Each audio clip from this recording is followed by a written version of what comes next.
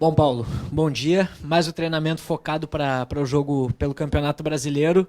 Mas antes da atividade, Renato Portaluppi sentou com vocês ali por quase 30 minutos para conversar. Qual foi o teor dessa conversa? Aconteceu, relembrando os erros do jogo contra a Chapecoense, projetando a sequência de jogos complicados. Conta pra gente o que pode ser contado, claro, sobre essa conversa. Bom dia. Conversas que toda semana a gente tem, né? Para a gente procurar estar sempre focado, né? Durante o treinamento, para quando chegar no jogo a gente poder corresponder sempre à altura. Paulo Miranda, verdade que o empate contra a Chapecoense acabou sendo ruim, até pelo fato do Grêmio ter saído na frente. Mas, por outro lado, dois jogadores que entraram no segundo tempo deram boa resposta e parece que estão recuperando a boa fase aqui no Grêmio. O Luan e o Diego Tardelli. O quanto o Grêmio ganha com esses jogadores aí recuperando essa boa forma aí para a sequência de Campeonato Brasileiro, Libertadores e Copa do Brasil? Vocês sabem, né? Todo mundo sabe que a gente, jogando em casa, a gente queria ganhar, né? Em relação a Diego Tardelli e Luan, né? Todo mundo sabe da qualidade que eles têm. E isso mostra a força do grupo, né? E quando o professor precisar de todos, todo mundo está à disposição e preparado para dar conta do recado. Agora, Paulo, você falou que é uma conversa que vocês têm toda semana, mas a gente não está acostumado a ver essa conversa, e também foi uma conversa que durou aí cerca de 30 minutos, é bem incomum para a gente, pelo menos nós jornalistas. Isso tem a ver, de repente, com o empate com a Chapecoense? O que o Renato não gostou? Tem a ver com isso? Não, até porque nem sempre a gente conversa ali no campo, né? Então, eu acho que, né, são coisas que ficam ali dentro do campo, né? Ou aqui dentro. Então, eu acho que cabe a nós estar sempre focado para cada jogo a gente poder corresponder ao professor. Paulo, bom dia. Já foi dito pelo Renato e também pelos dirigentes que a prioridade do Grêmio é Copa do Brasil e Libertadores, ou seja, as competições de mata-mata. No final de semana contra o Flamengo é provável que o Renato mais uma vez faça alterações e coloque aquele time chamado de alternativo. Hoje o Grêmio é 13º no campeonato. Em cima deste contexto eu pergunto como vocês trabalham no vestiário esta responsabilidade de formarem um time suplente no Campeonato Brasileiro com a necessidade de buscar pontos para melhorar a situação do Grêmio, tendo em vista que o adversário é o Flamengo no Maracanã?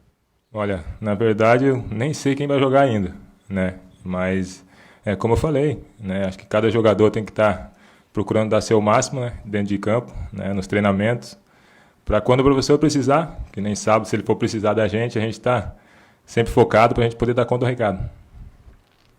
Ô Paulo, falando dessa questão do grupo, você e o David Braz estão iniciando uma parceria, uma nova dupla de zaga aqui no Grêmio. Como é que tem sido para buscar o entrosamento e como é que você vê as características de vocês? Olha, como eu estou falando, né? Era um jogador que acabou de chegar, né? E a gente procura passar o que a gente vem, né, aprendendo ali com Jeromel e Kahneman, né? Então, eu acho que para as coisas continuar dando certo, a gente tem que estar sempre conversando, né, durante a semana, para quando a gente entrar no jogo procurar dar o máximo. Paulo, tudo bem? Você, no primeiro semestre, ainda passou por um problema difícil que foi a lesão, né? Você tentou voltar, sentiu a lesão de novo. Eu queria que você falasse sobre esse período, porque eu me recordo que até o pessoal do departamento médico disse que ia fazer alguns exames mais a fundo para entender qual era a sua situação quando estava lesionado, né? Por que voltou a sentir? Como é que foi esse momento para você? Esses exames, eles identificaram alguma coisa? Como é que foi? Cara, na verdade, eu não quero, né, pensar nisso, né? A minha cabeça agora está do momento que eu saí do departamento médico para poder ajudar meus companheiros dentro de campo. Falando agora sobre uma competição que o Grêmio tem o objetivo de conquistar, que é a Copa do Brasil. Paulo Miranda, claro que tem o Flamengo antes dessa partida, mas o quanto pode ajudar o Grêmio nessa primeira partida contra o Atlético Paranaense, eles terem passado por uma viagem longa até o Japão, ter disputado uma outra competição? Isso pode ajudar, sabendo que também o jogo é aqui na Arena e o Grêmio vai até o Rio de Janeiro, é verdade, mas grande tendência que os principais jogadores fiquem para trabalhar? Olha, eu acho que a gente tem que pensar primeiro no Flamengo, né? A gente fazer um bom resultado contra o Flamengo, para depois a gente chegar e pensar contra o Atlético Paranaense, né? A gente sabe que todos os jogos são difíceis, então passo a passo a gente tem que estar pensando.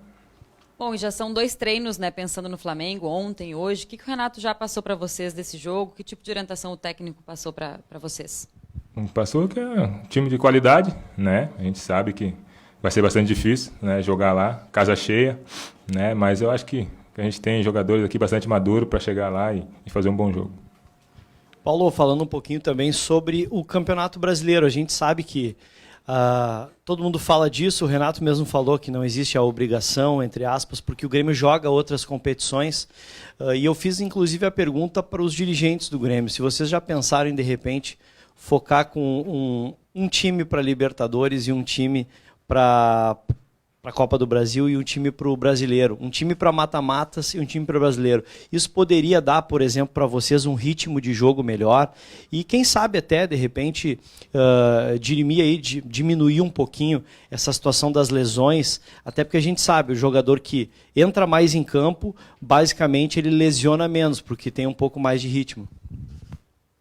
Verdade. A gente sabe que, né, o grupo é grande, né, e quando o professor precisa, né, a gente tem que estar inteiro. Ele sempre cobra para a gente durante a semana para a gente treinar forte, né? Treinar forte, porque você treina forte, você joga forte. Então, eu acho que você treinando forte, você acaba, né, fazendo as coisas com perfeição, né? A gente sabe que não é 100% que a gente vai acertar dentro de campo, né? Mas ao pouco que você trabalha forte dentro de campo, você acaba ajudando os companheiros. Obrigado, Paulo. Gurizada, até amanhã. Boa quarta-feira para todos.